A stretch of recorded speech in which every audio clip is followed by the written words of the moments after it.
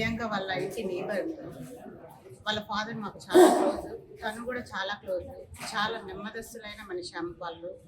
అమ్మాయి కూడా చాలా చాలా ఒబీడియంట్గా ఉండేది.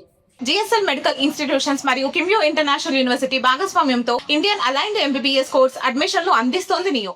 కర్నూలు మెడికల్ కాలేజ్లో సీట్ సంపాదించుకునేది, తర్వాత మెడిసిన్ ఎండీలో సీట్ సంపాదించుకుంది.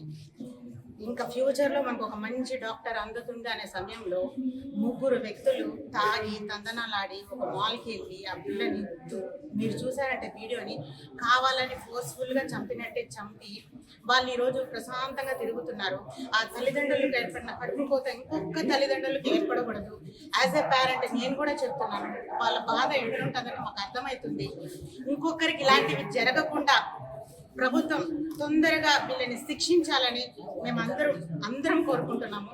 ప్లీజ్ దయచేసి దీన్ని ఎంత తొందరగా వీలైతే అంత తొందరగా సాల్వ్ చేయాలని కోరుకుంటున్నాం. సో నాకు ప్రియాంకతో చాలా క్లోజ్ ఉంటాం మేము వాళ్ళ ఫ్యామిలీతో. సో ఇదే అపార్ట్మెంట్లో తను కూడా ఉంటుంది. సో తను కర్నూలు మెడికల్ కాలేజ్లో తను ఎంబీబీఎస్ కంప్లీట్ చేసాను సక్సెస్ఫుల్గా. సో డాక్టర్ చదివికి వెళ్ళినాను. సో నేను గవర్నమెంట్కి ఏం కోరుతున్నానంటే ఫాస్ట్ ట్రాక్ కోర్ట్ అనేది త్వరగా ఏర్పాటు చేసి ఇటువంటి చేసిన సంఘటన వాళ్ళకి తొందరగా శిక్షించాలని కోరుతున్నాను.